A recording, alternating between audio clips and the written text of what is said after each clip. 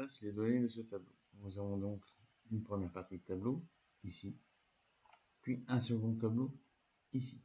Première chose à faire, dans cette cellule-là, où j'ai déjà tapé le terme pourcentage, où je reprends une deuxième fois le terme qui est ici. Et donc là, puisque c'est une terme de référence, une petite astuce, je vais utiliser une fonction qui s'appelle majuscule. Ainsi, je reprends les termes de cette plage-là, j'indique la cellule qui reprend, et au lieu d'avoir à le taper et de l'avoir en majuscule, je l'ai directement. Ce terme majuscule, je vais pouvoir, ce terme mis en majuscule, je vais pouvoir le mettre aussi en fusionné. Ainsi, ma disposition pour la première place est mise en place. Je vais donc sélectionner ensuite les termes de ce tableau-là pour y placer les bordures.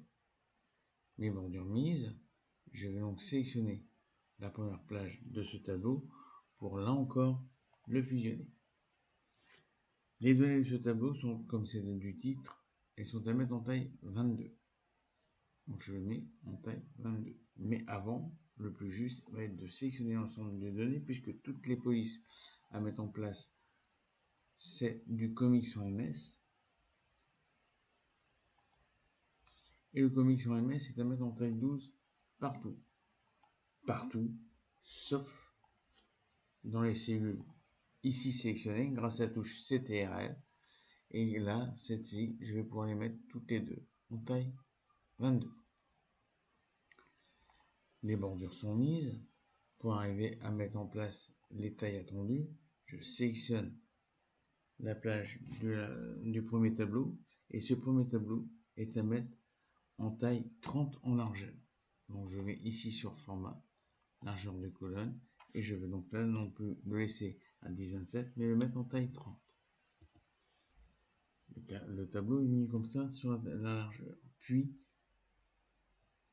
le second, lui, les colonnes sont à mettre en taille 15. Donc je peux mettre maintenant la largeur de colonne pour ce tableau en taille 15.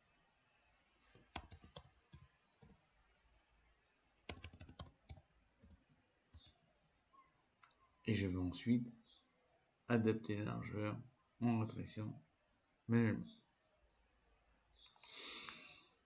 Voici pour les premières parties de la mise en forme. Il reste encore à définir la hauteur de ligne, la hauteur de ces lignes, ici et partout, à mettre en taille 45. Donc je mets la hauteur de ligne en hauteur 45. Mon tableau étant directement mis en place.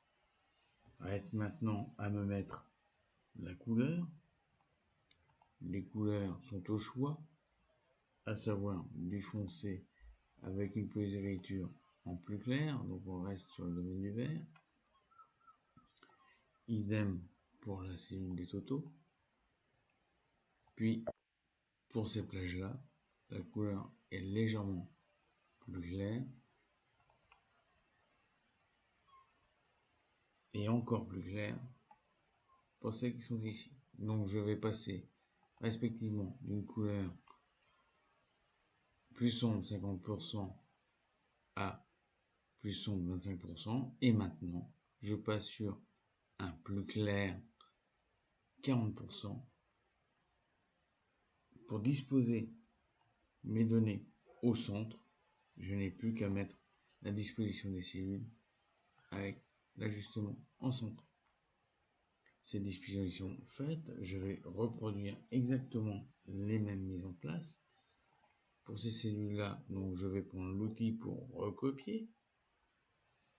Disposition en centré. Et pareil pour celle-ci, à mettre sur les totaux pourcentage.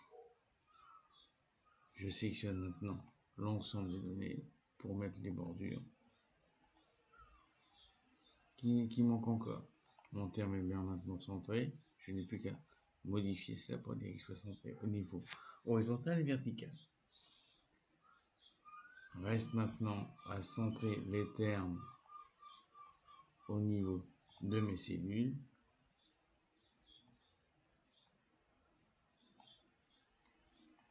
Le terme est ainsi fait. Et pour pouvoir afficher le terme ressources humaines sur 2 cellules, sur 2 colonnes, pour cela, il va me falloir appuyer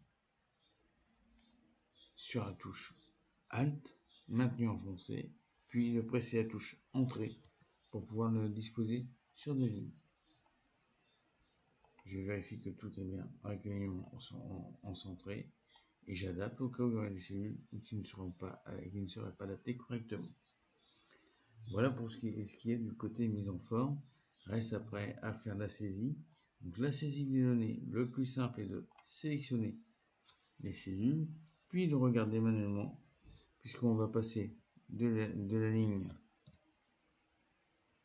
B2, B3, en appuyant sur Entrée. En faisant cela, je vais passer sur la suivante, 6, 1, 12, 32, 82, 4, 5 et 3. Lorsque je vais appuyer sur la touche Entrée, je vais directement passer sur la cellule qui est en haut. Cette fois-ci, je reviens sur la cellule C3. Donc le changement de colonne effectué, bien remise en haut pour faire le restant du suivi des données. 28, 2, 1 et 1. Pour calculer maintenant les totaux, nous verrons cela dans une deuxième vidéo avec cette fois-ci la mise en place aussi du graphique.